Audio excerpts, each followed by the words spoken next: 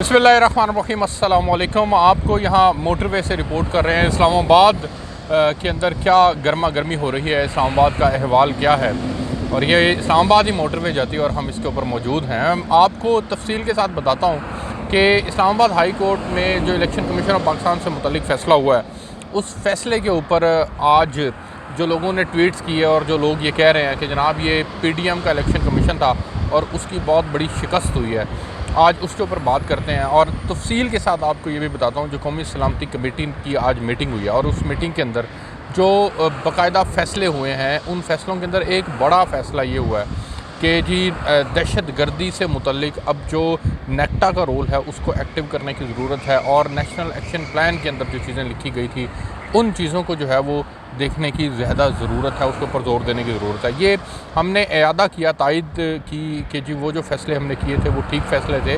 उसके ऊपर भी मैं आपको बताता हूँ कि हमें क्यों करके इन फ़ैसलों के इयादे करने पड़ते हैं, तजदीद करनी पड़ती है। हम जो रोड मैप अपने लिए तय करते हैं उस रोड मैप के ऊपर हम खड़े क्यों नहीं रहते।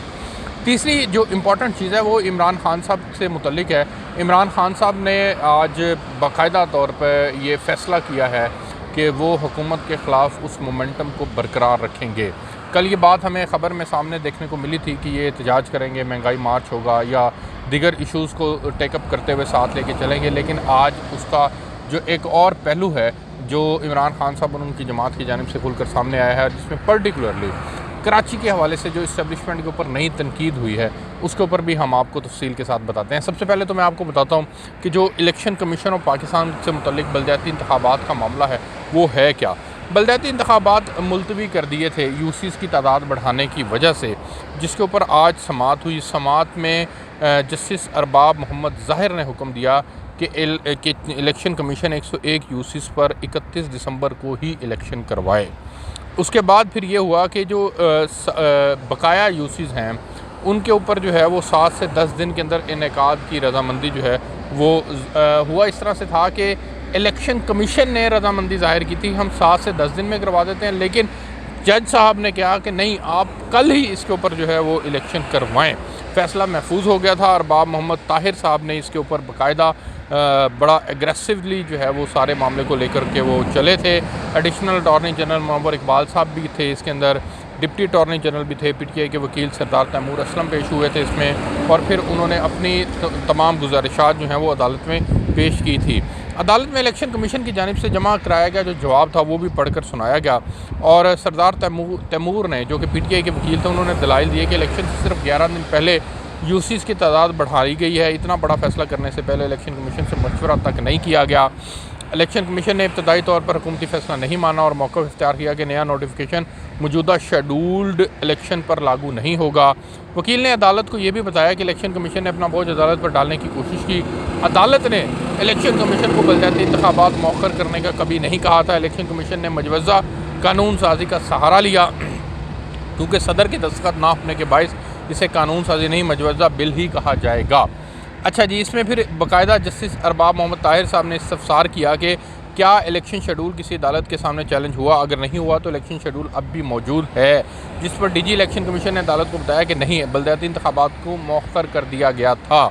अदालत ने इस्तफसार किया कि अगर हम आपकी रिट पिटीशन मंजूर करें तो क्या इलेक्शन कमीशन इंतखाबात करा सकता है। वकील ने इस मौके पर कहा कि इलेक्शन कमीशन खुद कह चुका है कि तमाम तैयारी मुकम्मल और सिर्फ सामान की तरसील बाकी है।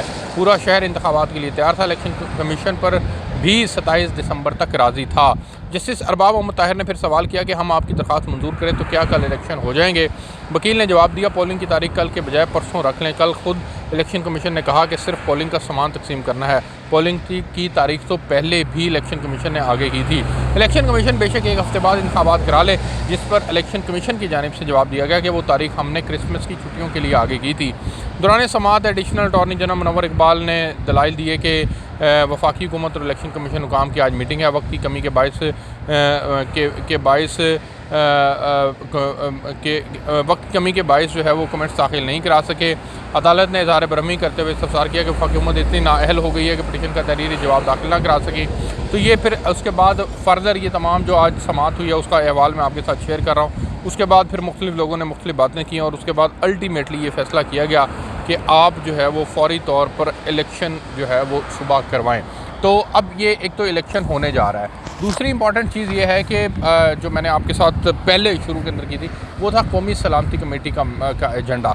कौमी सलामती कमेटी ने आज जो बाकायदा तौर पर तय किया वो दहशत गर्दी के वाक़यात से नबर्द आज़मा होना था, और दहशत गर्दी के जो वाक़यात ऊपर नीचे हो रहे हैं उसमें आर्मी चीफ़ के लिए एक बहुत बड़ा चैलेंज है, क्योंकि ये नए आर्मी चीफ़ हैं। इन्होंने आकर के टेकअप किया, मामलात को संभाला दिया है, और इनका मामले को संभाला देना यकीनन खुशाइन बात है। लेकिन सवाल यहाँ पर यह जन्म लेता है कि ये दहशत गर्दी का अफरियत जड़ से ख़त्म क्यों ना किया जा सका। हमने जब नेशनल एक्शन प्लान डिज़ाइन किया था उस वक्त हमने चंद एक ऐसी चीज़ें मुतारफ़ करवाने का कहा था जिसमें सबसे बढ़ के हमने इंसदाद दहशत गर्दी फ़ोर्स बनाने की बात की थी, हम नहीं बना सके। हमने इसके अंदर और जो पर्टिकुलर मवाद था उसकी तशहीर के ऊपर पाबंदी की बात की थी। हमने जो कुछ नेशनल एक्शन प्लान के अंदर तय किया था उसकी कंटिन्यूटी इसलिए नहीं हो सकी थी क्योंकि बीच में एक इरा इमरान खान साहब का आया था, और उस वक्त गवर्नमेंट ने इस्टेब्लिशमेंट के साथ मिलकर अपनी पॉलिसी को रिवाइज़ किया था, और रिवाइज़ करते हुए उन्होंने ये तय किया था कि हम इनके साथ मुज़ाकरात करेंगे। अब जब आप मुज़ाकरात की बात करते हैं तो मुज़ाकरात में फिर आप खुद सोचें समझें कि फिर आपने कुछ ऐसे एक्शंस जो लेने होते हैं, जो पेंडिंग होते हैं, उनको फिर आप जो है वो उसको नहीं ले पाते और मौखर कर देते हैं। तो उन डिसीजंस को जो आपने नेशनल एक्शन प्लान में डिज़ाइन किए थे उनको अल्टीमेटली आपको वो सारे थे इसलिए ताकि दहशत गर्दों का जो है वो जड़ से उनको उखाड़ फेंका जाए, लेकिन बदकिस्मती से वो जड़ से उखाड़ नहीं फेंके गए और फिर हालात इस नहज पर पहुंच गए। अब हालात किस तरफ जाएंगे? आज इन्होंने इरादा ज़रूर किया है, उन्होंने कहा है कि हम दहशत गर्दी को की जड़ से ख़त्म करेंगे, लेकिन जड़ से ख़त्म ना माजी के अंदर हुआ है ना अब हो सकेगा।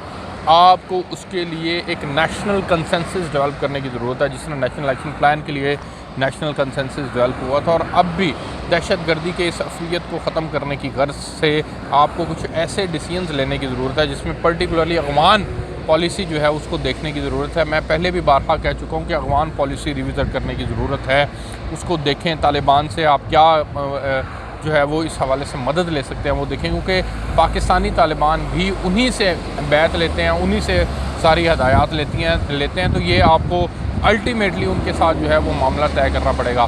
अब मैं आपके साथ जो सबसे हटके और मुख्तलिफ बात है वो करने लगा हूँ, वो है MQM के धड़ों की जो आपस में वो मिल बैठने लगे हैं, और उसके ऊपर मिल बैठने के ऊपर जो PTI ने तनकीद की है वो मेरे नज़दीक गैर ज़रूरी तनकीद है। वो ये कहते हैं कि ये MQM के धड़े इसलिए इकट्ठे किए जा रहे हैं ताकि PTI के ख़िलाफ़ जो है वो एक मजबूत ग्रुप बनाया जा सके, लेकिन मैं इस बात से इत्तफ़ाक़ नहीं करता। PTI अल्टीमेटली एक अपनी हैसियत रखती है, अपना मुकाम रखती है, उसका अपना वोट बैंक है। वो कैसे करके किसी और का वोट बैंक जो है वो कोई और आके उसका वोट बैंक को तोड़ सकता है। ठीक है, हर बंदे ने मेहनत करनी है, अपने अपने हिस्से की उन्होंने कोशिश करनी है, लेकिन ये नहीं हो सकता कि आपको MQM के तकसीम शुदा धड़ों से ही इख्तलाफ हो जाए और आप उनसे डरने लग जाएं कि यार ये तकसीम जो है वो ख़त्म हो गई तो फिर हमारे ख़िलाफ़ एक बहुत बड़ा ग्रुप ऊपर के आ जाएगा। फिर उसमें जो आपने इस्टेब्लिशमेंट के ऊपर तनकीद की है कि जी ये काम भी इस्टेब्लिशमेंट करने जा रही है, तो ये आपकी तनकीद एक एक्चुअल में आप बैल मुझे मार वाला हिसाब है। आप क्यों करके अपने आप को जो है वो इस तरह से पोर्ट्रे कर रहे हैं कि जी मुझे ही अल्टीमेटली हमें ही टारगेट किया जा रहा है। आपको क्यों करके टारगेट किया जा रहा है? आपने सिर्फ अपनी जमात का सोचा है, बल्कि इस्टेब्लिशमेंट ने, पाक आर्मी ने पर्टिकुलरली ये पूरे पाकिस्तान का सोचना है, और पूरे पाकिस्तान का सोचते हुए वो ये फ़ैसले कर रहे हैं। और ठीक है, खुशाइन बात है, वो जितने मर्ज़ी धड़े जो हैं वो हों और फिर जितने मर्ज़ी दफ़ा वो इकट्ठे हो जाएं, वो उनका अपना डिसीजन है। इस्टेब्लिशमेंट का इसमें क्या रोल हो सकता है? ठीक है, आप ये कहते हैं, आपका मानना है कि कामरान टिसोरी को इस्टेब्लिशमेंट ने वहाँ पे गवर्नर लगवाया और उनको टारगेट दे के भेजा गया है, तो वो टारगेट किस लिए दिया गया? MQM को अगर वो इकट्ठा भी कर रहे हैं, अगर इस्टेब्लिशमेंट ही इकट्ठा कर रही है, आपकी बात को मान लेते हैं, तो वो अमन के लिए इकट्ठा कर रहे हैं ना। उसमें सियासी मकासद के तहत आपका ये सोचना कि जी हमारे मुखालिफिन को इकट्ठा इसलिए किया जा रहा है ताकि हमें डंड पहुँचाया जाए, तो ऐसा नहीं है। एक्चुअल के अंदर कराची का अमन भी ज़रूरी है, कराची के अंदर बढ़ते स्ट्रीट क्राइम्स को रोकना भी ज़रूरी है, और जब आप इन सबको एक जगह के ऊपर एक छतरी तले जमा कर लेंगे तो ये ज़्यादा ऑर्गेनाइज्ड हो जाएंगे। और उम्मीद है फिर, चूँकि ये कौमी धारे की जमातें बन चुकी हैं अब, तो फिर उम्मीद है कि ये उस तरह की जो इनके अंदर अगर कुछ शरपसंद अनासर मौजूद है तो वो ख़त्म हो जाएंगे। तो आपको इससे खौफज़दा होने की ज़रूरत नहीं है, और इसका इल्ज़ाम इस्टेब्लिशमेंट पे धरने की ज़रूरत नहीं है। इस्टेब्लिशमेंट ने जो फ़ैसले करने हैं वो मुल्क की मुफाद के लिए करने हैं, आपकी मुफाद के लिए नहीं कर रहे हैं। फ़र्दर इसके अंदर जो भी अपडेट्स होंगे आपके साथ शेयर करते रहेंगे। इजाज़त दीजिए, अल्लाह हाफ़िज़।